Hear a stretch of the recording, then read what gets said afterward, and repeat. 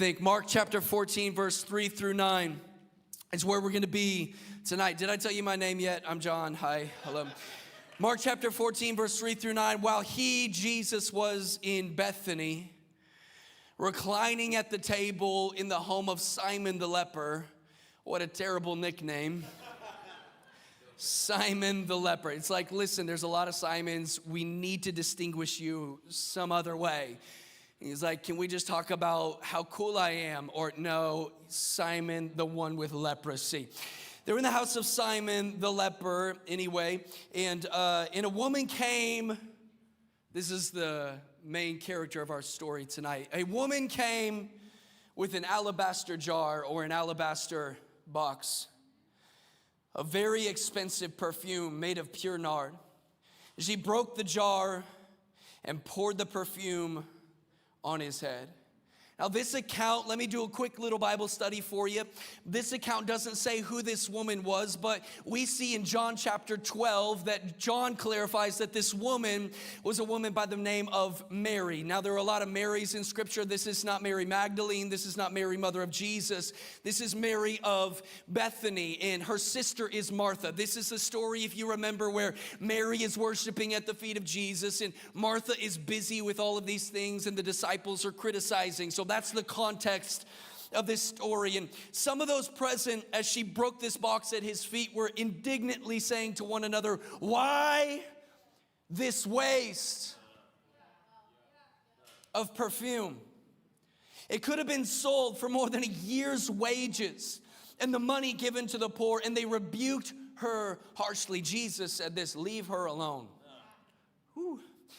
Why are you bothering her? She's done a beautiful thing to me. The poor you will have with you always. And you can help them anytime that you want. But you will not always have. She did what she could. She poured perfume on my body beforehand to prepare me for my burial. Truly, I tell you, wherever the gospel is preached throughout the whole world, what she has done will also be told. I love this story because in a culture that we live in of passivity, of indifference, of selfishness, this woman shows us what it's like to love Jesus with her whole heart. And a mistake that you and I will make as we read this story is we will look at this woman and we will applaud this woman and we will say, wow, that's good for you. I mean, I'm not ever going to do that, but that's good for you.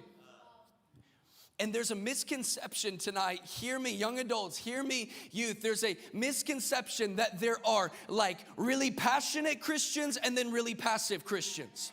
There are devoted Christians and then there are distracted Christians. There are people who are all in and then people who are just kind of like, yeah, Jesus is my Sunday morning. But listen, Christianity should have one temperature and it's a soul on fire. Christianity should have one position, I'm all in. Christianity should have one mentality, is he's everything to me. So there are not like good Christians and then mediocre, lukewarm Christians. There's only burning people. I remember I was ministering and I was not inside a church. I was sharing the gospel with someone in Fort Worth. And as I was sharing the gospel with different people, this guy comes up to me and he said, why are you doing this in public? I said, well, man, like the Great Commission, Jesus tells me to evangelize. God told me to do this. And so that's why I'm sharing the gospel. And then I asked him, I said, do you go to church? I asked him, are you saved? And this guy laughed at me and he said, well, yeah, but I'm not that saved. I'm not that saved. What he was telling me is I know who Jesus is. I know what Jesus has done, but I refuse to give him my whole heart and my whole devotion. And I remember as a 16-year-old seeing this guy and thinking, what are you waiting for? Were you hoping that Jesus did more for you? Were you hoping that Jesus took 4 nails instead of 3 nails? Were you hoping that he took 2 crowns on his head? Were you hoping that he took 80 stripes on his back? Were you hoping that he stayed 6 days in the grave? Were you hoping that he raised Lazarus twice and saved you twice and delivered you twice? Or is what Jesus did enough right now to break an alabaster box at his feet? Can I just ask you the question? Is what Jesus did already enough to give him praise and worship and adoration and love? Or do you need something a little bit? Do you need a little bit more? Many times what we do is we see people radically worshiping, and you're going to see them here tonight. You're going to see people jumping. You're going to see people dancing. You're going to see people crying, and you're going to say, I'm not that saved. But I want to let you know that we are not called, nobody in this room is called to be a passive observer. Nobody in this room is called to give half of their hearts. You in this room are called to be a box breaker. You in this room are called to be, that's the title of my message tonight. I'm a box breaker, because you and I are not called to be passive. We are called to give everything that we have. And if you and I are going to be box breakers, I'm going to give you a couple of things from this text, and it's going to help us learn a little bit more about this woman named Mary. Here's what I love about the story is the disciples start criticizing Mary as she breaks this box at Jesus' feet and pours out this perfume on his head.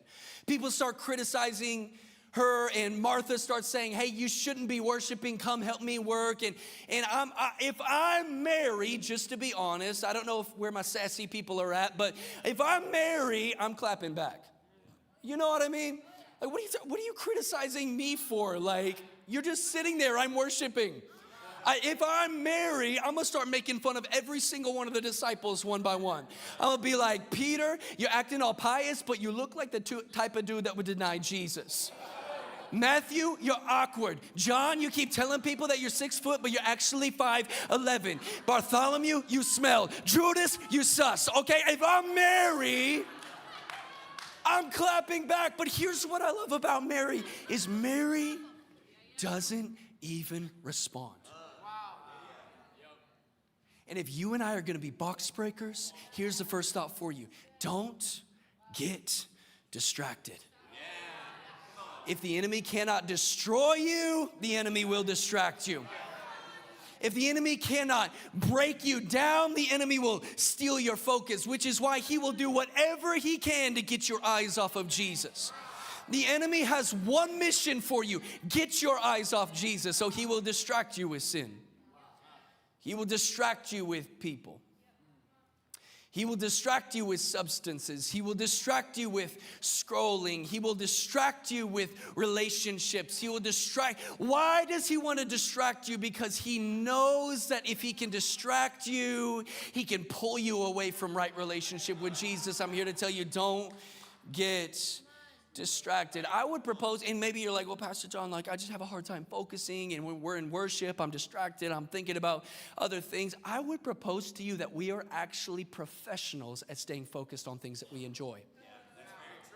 We are excellent, no matter how old you are, at staying focused on things that we value. Where are my gamers at? Raise your hand if you're a gamer. Wave your hand at me if you're a gamer in the room. I want you to picture something.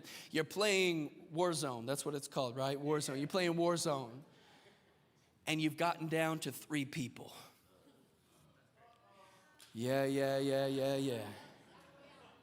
There's 3 people left. Your heart starts beating. You're leaned all the way in. Your hands are sweating. Am I describing a scenario that is accurate? And your focus, your volume is up. Your pits stank because you've been there for 6 hours. You are ready. You are leaned in. And I'm going to tell you, it doesn't matter what's happening. You're focused. Chaos could be happening around you and you're focused. Your girl could be calling you and you're focused. Your mom could walk into the room and she's like, pause the game, sweetie, come help me out. And when her mom's gonna learn that you can't pause the live game. I can't pause it. You want me to like jump on chat and be like, guys, my mom needs me to help carry in the groceries. Can we all just stop for a second? My point is, we are professionals at giving our focus to things that don't matter. Have you ever wondered why it's so easy to focus on things that don't matter and so difficult to focus on a God that is this captivating? Because the enemy knows that you'll never change the world living your life playing video games. You'll never change the world focusing on things that don't bring value. But you will disrupt your city. You will change your high school when you lift your eyes and see a God that can change everything. The longer you look at him, the more you fall in love. The longer you look at him, the more you look like him. So when I take my eyes off of trivial things and put them on him, everything changes, which is why the enemy will do whatever he can to steal your focus. Let me put it like this. I got a 5-year-old and a 2-year-old. I've been married for 10 years. My wife wasn't able to make it tonight. She's feeling under the weather, but I've got a family, and my boys love, for whatever reason, they love the ice cream truck. I'm gonna say something potentially unpopular, but I've never had good ice cream from the ice cream truck. It always tastes like the freezer. They advertise that this looks like SpongeBob, and then SpongeBob's eye is like melted and tastes terrible, by the way. But anytime I see the ice cream truck or I hear its janky music, I know that if my kids see it, a relentless pursuit will be initiated, and I'm gonna have to cave. And so anytime I see the ice cream truck, I'm saying, Micah, Carter, let's look this way, boys. Like, I'm pulling a U-turn. I'm going in the opposite direction, because I know if they see it, they won't stop until they get it. The enemy knows that if you see him, you will see the one that your soul craves. If you see him, you will see the one that you actually are desperate for, which is why he says, at all costs, I can't let them see Jesus. The good news is the enemy cannot stop us at Movement Conference from seeing Jesus, because we have a God that tore the veil from our eyes so that we can see him rightly. Don't get distracted. Touch your neighbor, say, don't get distracted. We have a tendency of looking at him for a minute, and then someone makes us mad. And then we look at him for a minute, and then we get offended. And we look at him for a minute and read his word for a minute and go to Movement Conference for a minute, but then that person DMs you again. We look at him for a minute, but then Movement Conference ends. And these lights turn off. And this screen goes away. And the worship team goes home. And DJ Luke is nowhere to be found.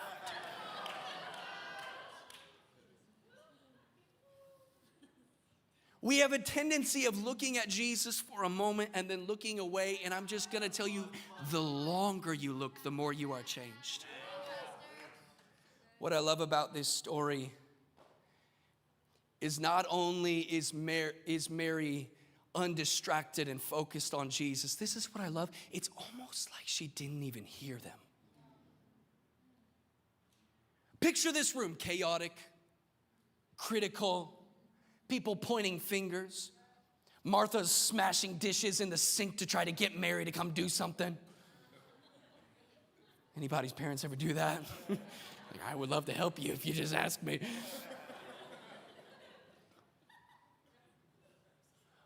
But Mary doesn't respond because it's almost like she can't even hear it. It's almost like there were only two people in the room, her and Jesus. I'm going to tell you tonight, there's a place in worship where you and Jesus are the only people in the room. You feel the presence of God? There's a place in worship where the room clears out and you're no longer focused on, do they like me? Do they think my voice is okay? Do they think that my pursuit is all right? Or am I a little excessive? There's a place in worship, and I'm praying that we get there tonight, where you don't see the crowd and you don't see people. You just see him. And I'm praying, God, empty out this room so that we can break our box at your feet. This is what I love about Mary, is Mary didn't read the room. Mary didn't read the room. Can you imagine if I just tripped right there? Here's my second thing. If you're going to be a box breaker, and this is going to sound countercultural, don't read the room. Have you ever met somebody that can't read the room? Like the person that keeps on talking loud even when the music goes down in the restaurant. And you're like, bro, chill. Like, shh, hey, it's okay. The person that can't read the room, the one that's cracking jokes at the funeral. Got a little dark, sorry.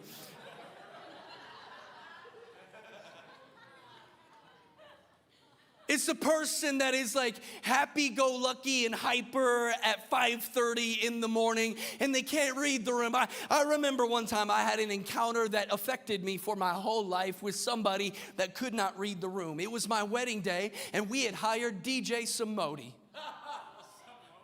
DJ Samodi was the 5th grade math teacher as well as a DJ by night. Red flag number 1, 2, and 3. I don't know why I thought this middle-aged man would provide us with an unforgettable experience as the DJ of my wedding on June 8th, 2013. But there we were.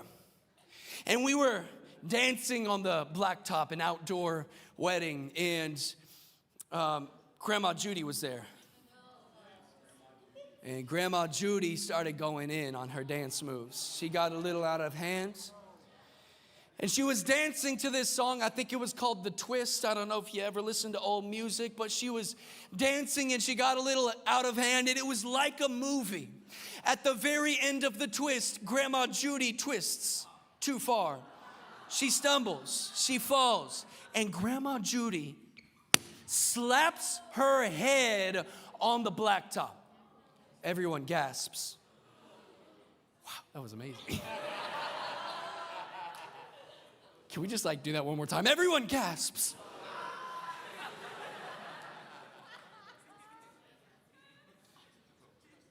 And we're looking like, is Grandma Judy okay?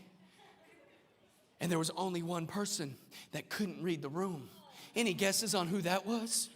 5th grade math teacher, DJ Samodi. Everyone's looking at Judy laying on the ground like, is this her last day? And then I hear the words of DJ Samodi say, everybody get ready for the Cupid Shuffle! And then he clicks play and we hear, down, down, do your thing, do your thing, do your thing, down, down, do your thing, do your thing, do your thing, down, down, do your thing, do your thing, do your thing, down, down, right, we're like, is Judy alive? You're probably wondering what the end of the story is, and unfortunately, she didn't make it. I'm just kidding, she's fine, she's great. But it's like, Samodi, bro, read the room.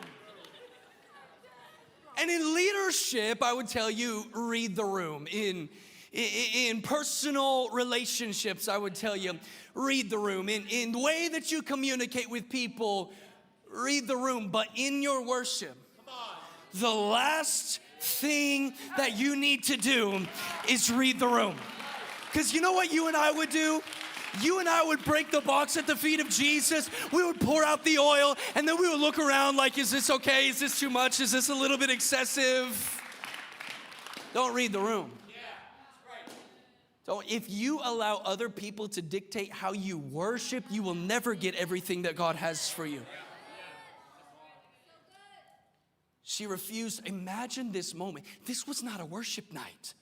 This was not EYA. This was not a youth night where everyone's lifting up when we give like radical worship, it's like the band starts building and they're playing in a minor key and they're about to play the bridge that touches your emotions every single time, and then all of a sudden I muster up the courage to lift up my hands. It was not, this was dinner.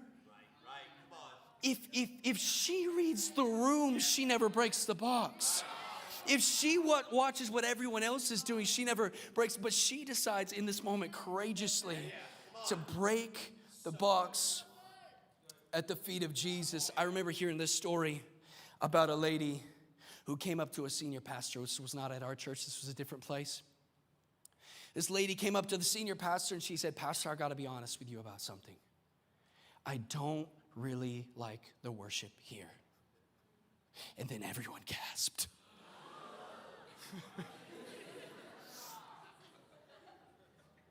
I think it's too loud. I think they have too many tattoos. I think that they dance too much. And the pastor had a response to this lady that I just love. The pastor said, hey, I got really good news for you. She said, oh, really? Yeah, I got really good news for you. It's okay that you don't like the worship, because guess what? It's not for you.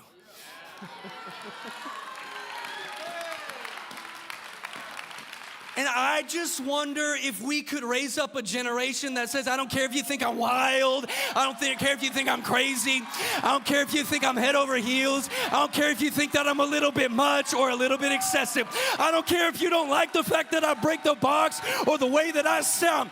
This worship, it's not for you. It's for him, because he saved me. He changed me. He bled for me. He delivered me. Can we give him some authentic praise? Not hype, but worship. Not hype, adoration. Not hype, but a box-breaking praise that changes the atmosphere.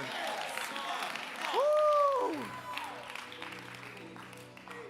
It is already time for the keys. Sit down. I've got like an hour left. Jokes. If David would have read the room, he never fights Goliath. Look this way. If Moses reads the room, he stays a slave. If Shadrach, Meshach, and Abednego read the room, guess what? They bow down to idols just like everybody else. If Peter reads the room, he never steps out of the boat and into the water. By the way, when Peter asked Jesus, hey, if that's you, call me out onto the water. Jesus did not say, Peter, come on out. Jesus said one word, come. Which means that the invitation was not just for Peter. The invitation was for everybody who could hear his voice. Peter was the only one who stepped out of the boat. And if you can just hear me for a second, you've got to decide. Are you going to be one when Jesus calls, and he's calling tonight? Are you going to step out into something new? Are you going to step out and break your box? Or are you going to stay in the safety of familiarity? I've never walked on water before. I've never praised like that before. I've never cried out like that before, so I'm not going to. You got to decide. Are you one who stays in the boat, or are you one that steps out? Because the people who step out are the only ones that make history. Don't get distracted. Don't read the room. Well, I'll worship him when God comes through. I'll worship him when he answers my prayers. Think about what Jesus was doing in this moment. What was Jesus doing?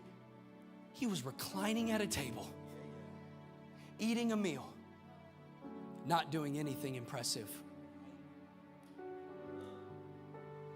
And I think we oftentimes, we look at Jesus and we say, if you wow me, I'll worship you.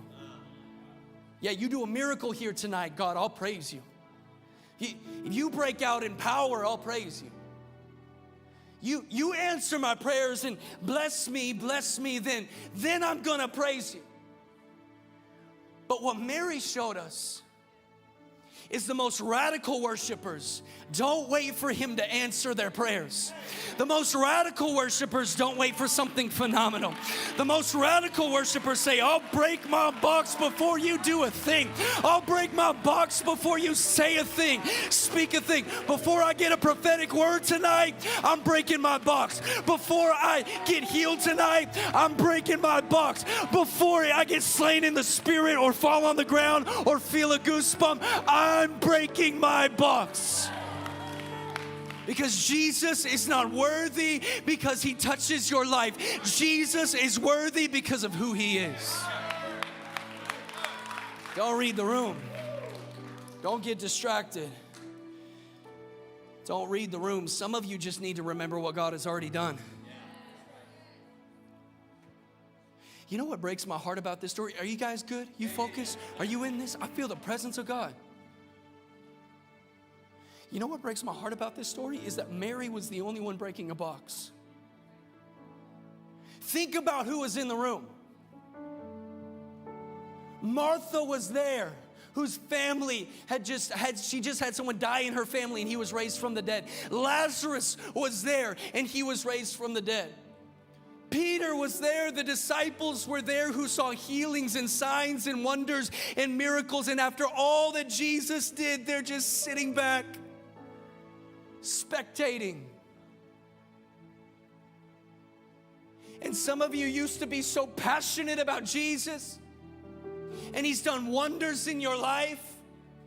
But to be honest with you, you're just spectating, watching, waiting. Wow me, God. Do something crazy. You know what God's looking for? God's trying to remind you, hey, you remember when I saved you? You remember when I healed you? If you would just remember all the times that God has been faithful, breaking your box would be easy. You've got to decide tonight, are you going to spectate or are you going to be a box breaker? You're going to be a watcher or a worshiper? You're going to be a critic or you're going to get on your knees and bless the name of the Lord? Don't get distracted. Don't read the room. And here's number 3, don't hold back. It was custom for hosts to take a dab of oil and put it on the forehead of every guest. It was expected. It was normal. It was common for every single person to get greeted with a dab of oil. But she's looking at Jesus. And she's saying, you're worthy of a whole lot more than that. She doesn't give Him what's normal. She doesn't give Him what's common. She doesn't give Him what's expected. She gives everything that she has. May it not be said of us as a generation that we had something costly to give, but we kept it to ourselves. She gave everything that she had, and then Judas starts criticizing her. You know what Judas said? Judas said, this was a year's wages. This was a whole salary. I think that passes us up. This was 1 year's wages that she just broke at the feet of Jesus. And I can see Judas looking at it, counting up the dollars, looking at the brand name. Oh, that's Versace. That's pure nard. That thing's worth a year's wages. Watch this difference. Judas was calculating the value of the box. Mary was calculating the value of the Christ. And you got to decide, are you going to place more value on the sacrifice that we make? Or are you going to place more value on the Son of God that loves us, that called us, that changed us? You got to decide, where is your value placed? And this is what you need to see. I want you to stand your feet all over this place.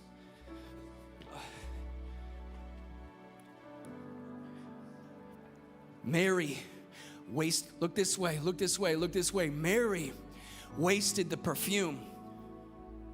Judas wasted his life. I'm going to say something that's going to be bold. Gen Z, millennials, Gen Alpha, baby boomers in the room. If you are not wasting your perfume, you are wasting your life. You are not called to exist. You're not called to make it. You're not called to be successful and miserable. You're not called just to have a Range Rover and a house and a successful life. You are called to be a box breaker, an adoration, a lover of Jesus, a wild one, a worshiper. That's what you're called to do. Stay standing all across this place. They asked her a question. Ooh, I feel the presence of God. We're about to break our box. They asked her a question. Why this waste? Why this waste? I don't know if you're like me. I'm really bad at comebacks in the moment. I'm really good at thinking of the comebacks like in the car ride home. Oh, I should have said this. Mary never answered the question, why this waste? So I wanted to take a moment and I wanted to answer a 2,000-year-old question. Why do I waste my life on this man named Jesus? Why do I worship the way that I worship? If we could bring it down just a little bit. Why do I praise the way that I praise? Why was I on my knees right here last night, and many leaders in this room crying out to God, tears streaming? Why do we waste our lives like this? I want to answer the question for you. Here's the answer to the question. Is that I have given Jesus 1,000 reasons not to love me.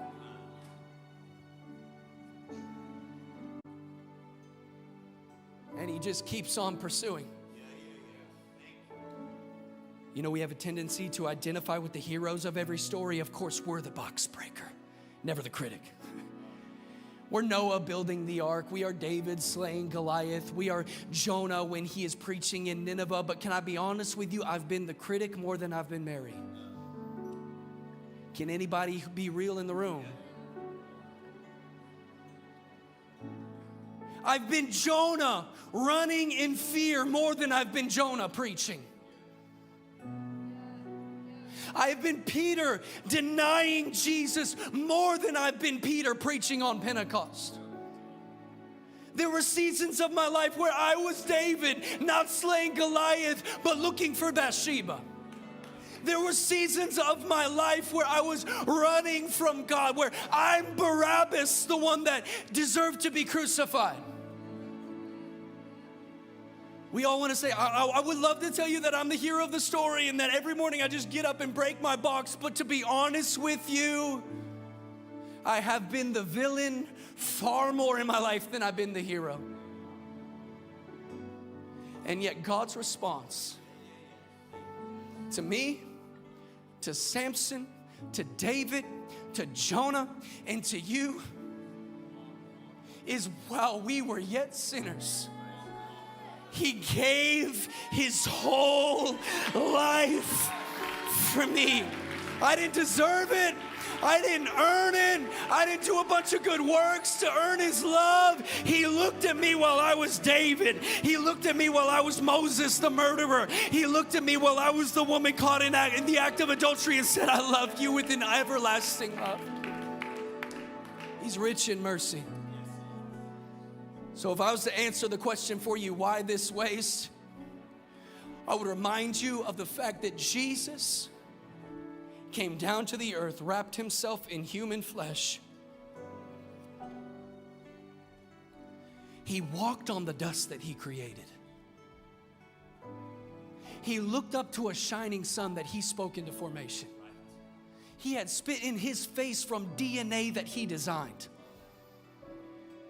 He carried a heavy cross made from a tree that his father planted.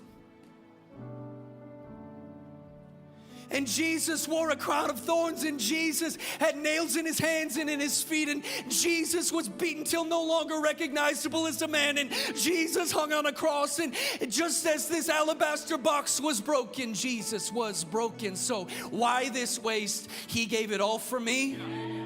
So I refuse to give anything less but my all for him. Why this waste? We're about to worship. Why do I waste it all? Ooh, God, raise up a generation of people who waste it all. Raise up a generation of box breakers. Why do I waste? Because God is holy, dwelling in his high and holy place, and yet sweeping down low into the depths of the depravity to show that he is God, but he is also for us. Why do I waste? Because he is different.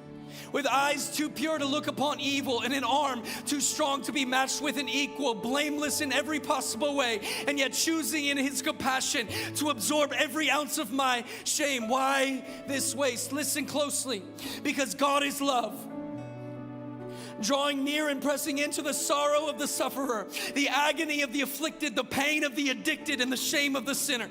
Love demonstrating itself not only with words, but with a cross.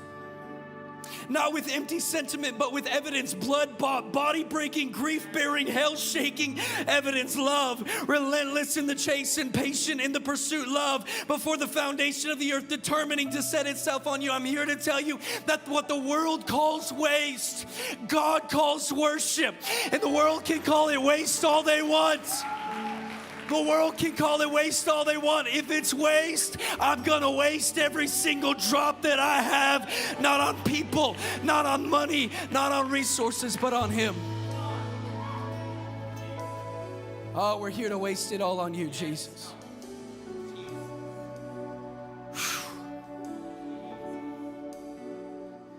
I'll share with you one more thing, and then we're gonna worship like we've never worshiped before.